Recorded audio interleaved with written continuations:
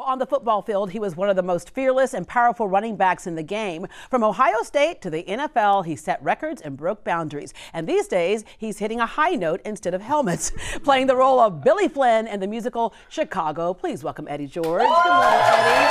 Thank you. Thank you.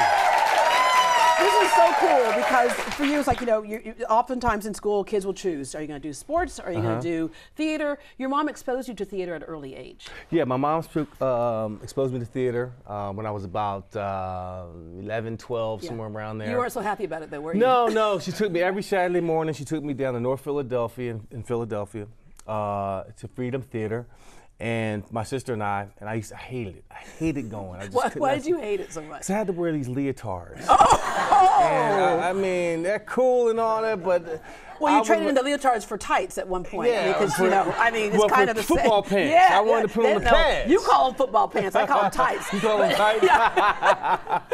But, I was very uncomfortable expressing myself in that regard, and really rebelled against it growing up. She took me to a lot of ballets, nutcrackers. Philadelphia is very rich in the art scene. So yeah, it's interesting. Patrick Swayze was a football player in high school, but his mom put him in ballet, so he knew how to basically dance around the field. Well, right? Ironically enough, I took ballet for that very reason. To become more flexible, nimble, have quicker feet on the field. It's like another way of cross-training. I took that through my high school years, college, and professionally. Yeah. Just as a way of cross-training. So, the arts, I guess, have always kind of followed me throughout my career, saying, I'm going to get you one day. Yeah, you circled back around. Right. But before you did that, obviously played football. Sports, we look at it as entertainment in society, and it is great entertainment, but it does so much for every person who's involved. Obviously, all the lessons you learn playing sports. I mean, you're with a team, right? Yes. You can't, it doesn't matter what that person's religion is or race or whatever, you're doing something together. But for you also, was it kind of an escape? Because you were dealing with some stuff at home, too. Oh, absolutely. No. It was a lifeline for my next career. I was able to, when I retired in 2005, I was left with the questions of who am I, what's next, what am I going to do. I still had I had a chest full of ambition still, a lot of energy, didn't know how to display, and that can be very destructive. Yeah. So, and that was starting to become destructive in my life. Yeah. You had some battles early on. Your dad was dealing with addiction. Yeah, my dad dealt with addiction earlier on. I personally was just trying to find an identity. So the arts was a conduit for that. So I put a lot of that energy through character, through writing. It was therapeutic. It's not therapy, but it was therapeutic. All right, so backing up into high school, you describe it as having kind of a chip on your shoulder at one point. And sometimes when people have that chip on their shoulder, it's our defense mechanism, if you will. Well, I wouldn't say that. I just didn't like school. Oh, well, okay. Well, the chip on the shoulder is, I don't need you. Your defense mechanism, I don't need any of that. But my thing was, I didn't want to study. I wanted to play football. Yeah. So my mom sent me to a military academy, Fort Union Military Academy in Virginia, shout out.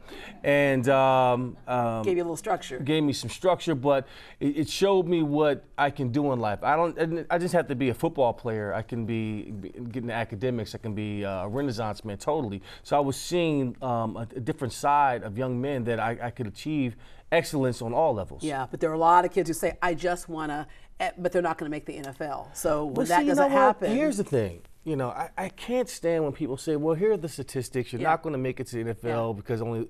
Forget that. Life is too short. Just do it. Yeah. And go for it. And believe that you can be a Heisman winner. Believe that you can win a gold jacket. Yeah. If you don't get it, you'll fall. You have to approach everything like that. But what I'm saying is, if you don't make it, you'll fall just shy of that. So you've accomplished something. Yeah. And we go back to the lessons you learned doing it that will go with you for the rest of your life. Question. And that teamwork and that respect and that discipline. Your football, sports is just a platform. Yeah. So you're Ohio State. The Ohio State. Correction, the. In these parts, you got to know is the Ohio State. The Ohio State. Kind of like the University of Texas. I wouldn't say the. I would just say, you guys go by what, UT? The University of Texas. But I mean, that had to be such a great ride there, doing what you loved, as you said. And then to win the Heisman Trophy. Many moons ago. Yeah. Take us back to when you first found out that you were in the running. Wow. You know, you don't typically know. It was against Notre Dame that we played early in earlier that year, September, where I had a monster game. I had 207 yards rushing, 3 touchdowns. I can't remember to the detail. I had 6 yards per carry. It was a national televised game, and that put me on the map. Yeah. But it was a very tight race. Myself, Tommy Frazier, Danny Warfel were also candidates at that particular time. And they said, well, at the end of the season, they said, well, it's going to take a miracle for George to win. He's going to have to rush for, 300 yards against one of the best defenses in the country if he's going to think about winning the Heisman Trophy. Well, I did just that. I did it in 3 quarters against Illinois at the time. So. After I won the award in 1995, it was a dream come true. It changed my entire life. I was able to become a Heisman Trophy winner, which never ends. Yeah. Like you go back to the high school and say, see, I just want to play football. All right. Okay. You played for the Houston Oilers. Yes. Love your blue. Yeah. Look at those uniforms. Yes. Look at those. You know what? I didn't appreciate those uniforms back then. I was like, look at all these stripes. It looks crazy, but now looking back, it's the uniform we didn't appreciate? The Tennessee Titans. Well, you got the Texans now. Yeah, but you were part of that. You were part of that team that ended up leaving. I was the first round choice for the Houston Oilers in 1996. Played in the old Astrodome, which at that particular time, nobody was coming to the game, so it was like 13 people in the stands. There's more people in this audience right now than there were in warm-ups. And you can hear individual conversations going on, and it was difficult. So when we moved to Tennessee, my first 3 years were pretty rough. Played in Memphis, didn't go so well. Nashville and Vanderbilt didn't go so well. It wasn't and then went off to Dallas Cowboys. Yes. Then I played for the Dallas Cowboys. Yeah. So, that was in short, my 9-year career in the NFL. Yeah. Yes. All right. So you're used to the applause, you're used to the lights, and now you're used to the applause and the lights again on stage in Chicago. So we talked about that earlier, coming full circle, that exposure your mom gave you as a young boy, and then you kind of connected the dots again. So tell us about that transition. Well, it started about 13 years ago. I sought out an acting coach because I was going to a lot of auditions.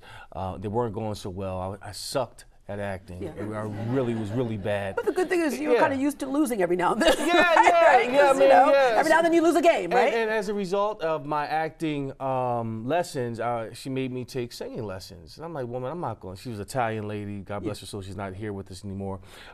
She made me take singing lessons, and as a result, I developed a singing voice. She said, one day you can play the role of Billy Flynn. I was like, woman, please, let's just get through these lessons. So in 2015, the opportunity came for me to audition for the role of Billy Flynn. So I was like, ooh, man, this is kind of intimidating. I said, well, why not? Let me just go up to New York, take the audition, and see what happens. If I get it or not, it's going to be a great story. So I'll go to Ambassador Theater in New York on Broadway. Well, as you said before, you got to try and try like you are going to get the role. Exactly. Right? So I went in my top hat, my fedora, my suit, and everything, went with Billy Flynn. And I go on stage in the Ambassador Theater. Nobody's in there at the audition. The piano player comes on the stage. He's warming up very professionally, right? And then he brings out a sheet of papers. All right, Mr. George, we're going to start from the top. All I care about is love. What key are you in? I said, what key? I said, pick a key. I don't know. The key's to life. What? So we figured out my key. I belted out the songs. Okay, give us a little bit. Give us a little bit. Oh, you got to pay for that. You gotta come tonight Eddie, through Sunday. Can I get a teaser line? That's all. Just a teaser line. You put me on the spot. I don't care about expensive things, cashmere coats, diamond rings, don't mean a thing. Wow. All I care about is love. Being on stage is such a magical moment. It is. It is so cool. Anything can happen on stage, yes. And of course the thing that's interesting about this is you can rehearse, and it's almost a different feel every night. It's a different energy every night. Right? Absolutely. I've been in not just in Chicago, but I've done plays in the Nashville Community Theater for years.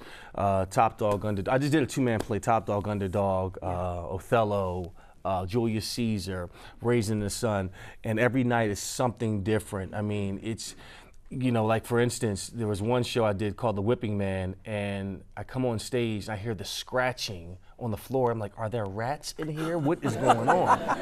And it just kind of almost threw me off, and I realized there was a dog in the theater. Oh. It was a service dog. And so I'm like, okay, so we have a dog at our house. So you got to play along with those things, and that's the beauty of theater. Anything can happen.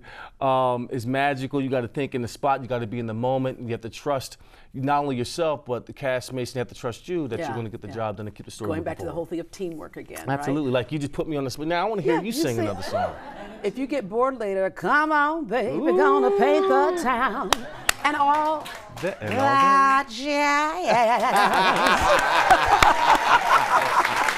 The Society for the Performing Arts presents the Tony Award-winning musical Chicago tonight through Sunday night at Jones Hall. Tickets start at $35 and are available online. Head to greatdayhouston.com for more information. Eddie, thank you very much. Thank you for having me. I enjoyed it.